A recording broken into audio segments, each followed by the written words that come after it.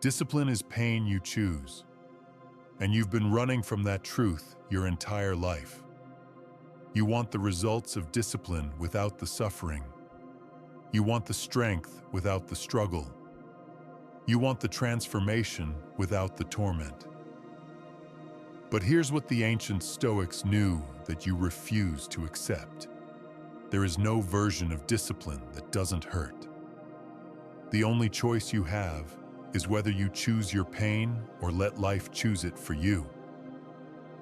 Listen to me. Right now, you're in pain. Maybe it's the pain of being out of shape, the pain of being broke, the pain of being weak, the pain of being undisciplined, the pain of watching your life slip away while you make the same excuses day after day. That's the pain you didn't choose. That's the pain that chose you because you were too weak to choose the other kind. The Stoics understood that life is suffering, but they also understood that there are two types of suffering: the suffering of discipline and the suffering of regret. The suffering of discipline weighs ounces. The suffering of regret weighs tons. And right now, you're carrying tons because you were afraid of ounces. Marcus Aurelius, the most powerful man in the Roman Empire, chose to wake up before dawn every day to study philosophy, train his mind, and prepare for the battles ahead. Not because it felt good, because it was necessary, not because he wanted to. Because he understood that the pain of discipline today prevents the agony of failure tomorrow. But you've been sold a lie. You've been told that discipline should feel good, that forming habits should be easy, that change should be comfortable. You've been convinced that if it's hard, you're doing it wrong. This is backwards. If it's not hard, you're not doing anything at all. Seneca wrote, "Every new beginning comes from some other beginning's end." But what he didn't mention is that the ending is always violent. The death of your old self is not peaceful. The birth of your new self is not painless. The transition from who you are to who you need to become requires you to destroy everything comfortable about your current existence. And you don't want to do that. You want transformation without destruction. You want growth without pain. You want discipline without discomfort. This is why you fail. This is why you start and stop. This is why you make plans and break them. This is why you're still the same person you were last year, and the year before that, and the year before that. Real discipline is not motivation. Motivation is what you feel when you want to do something. Discipline is what you do when you don't want to do it. Discipline is choosing the thing that hurts now to avoid the thing that hurts worse later. Discipline is pain you voluntarily accept to prevent pain you'll involuntarily receive. The pain of waking up early to work out when your body wants to sleep.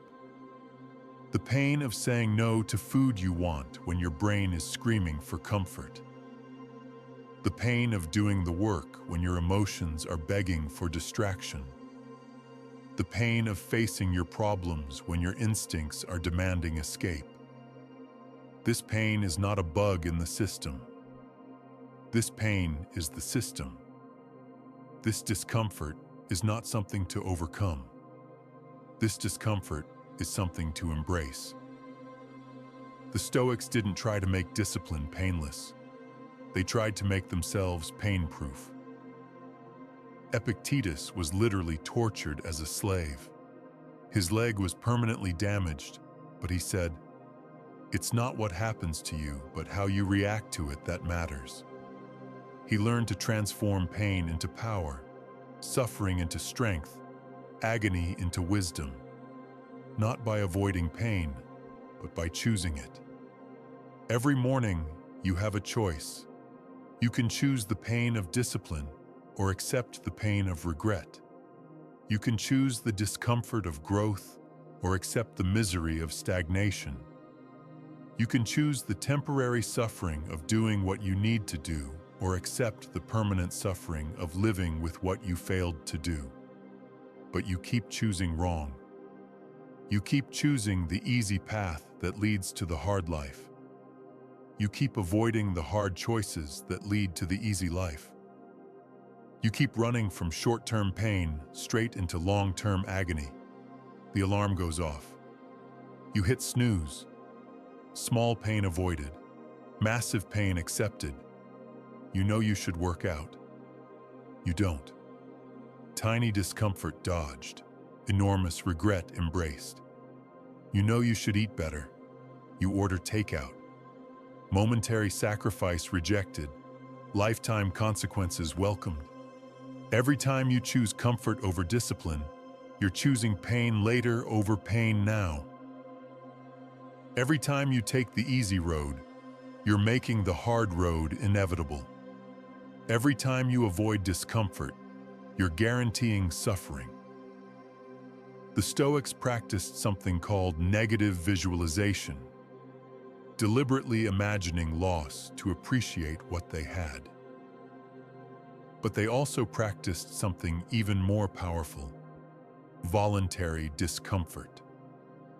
They deliberately chose pain to build immunity to pain. They slept on hard surfaces to prepare for times when soft beds weren't available. They ate simple food to appreciate abundance and prepare for scarcity. They exposed themselves to cold, heat, hunger, and exhaustion, not because they enjoyed it, but because they understood that comfort makes you weak and discomfort makes you strong. But you've been raised in a culture that worships comfort. You've been taught that pain is always bad, that struggle is always wrong, that if something is difficult, you should find an easier way. This is why you're soft. This is why you're weak. This is why you can't stick to anything that requires sustained effort. Real discipline is not about finding the easy way. Real discipline is about becoming the kind of person for whom the hard way becomes natural. Real discipline is not about making difficult things comfortable. Real discipline is about becoming comfortable with difficult things. The pain you're avoiding by not being disciplined doesn't go away. It accumulates. It compounds. It grows. It metastasizes. Every day you don't work out, your body gets weaker. Every day you don't study, your mind gets duller. Every day you don't practice discipline, your character gets softer. And one day, life will present you with a challenge that requires the strength you didn't build, the knowledge you didn't acquire, the discipline you didn't develop. And you'll break. Not because the challenge was too great, but because you were too weak. Not because the pain was unbearable, but because you never learned to bear pain. The Stoics believed that you should train harder in peace than you'll ever have to fight in war. You should choose greater discomfort voluntarily than life will ever impose involuntarily. You should become so familiar with pain that when real pain comes, it feels like an old friend rather than a devastating enemy. This is why Marcus Aurelius could rule an empire while dealing with constant physical pain and political turmoil.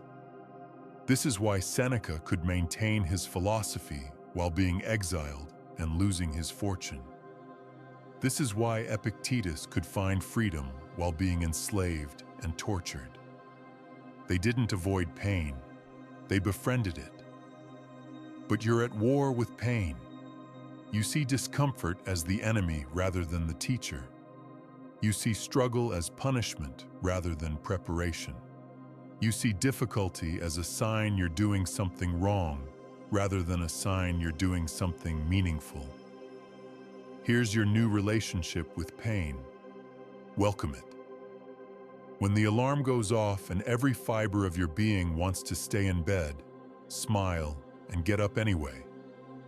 When your muscles are screaming during a workout, smile and do one more rep. When your brain is begging for distraction during difficult work, smile and focus harder. Not because you're a masochist, because you're a realist. Because you understand that the pain of discipline is finite and leads to strength, while the pain of regret is infinite and leads to weakness. Because you've chosen to hurt on your terms rather than be hurt on life's terms. The Stoics knew that external events are neither good nor bad, they just are. But they also knew that how you respond to external events determines everything. Pain is not good or bad.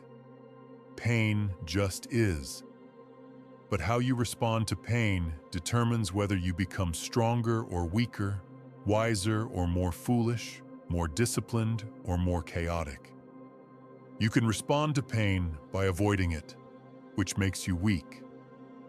Or you can respond to pain by choosing it, which makes you strong.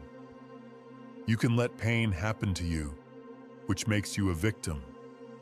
Or you can make pain happen for you, which makes you a warrior. Discipline is not about becoming someone who doesn't feel pain. Discipline is about becoming someone who feels pain and does the right thing anyway. Discipline is not about eliminating discomfort. Discipline is about functioning optimally while uncomfortable. The ancient Stoics didn't have gyms, but they trained their bodies. They didn't have self-help books, but they trained their minds. They didn't have motivational speakers, but they motivated themselves. They understood that discipline is not something you learn from others. Discipline is something you forge in the fire of chosen suffering. So choose your pain.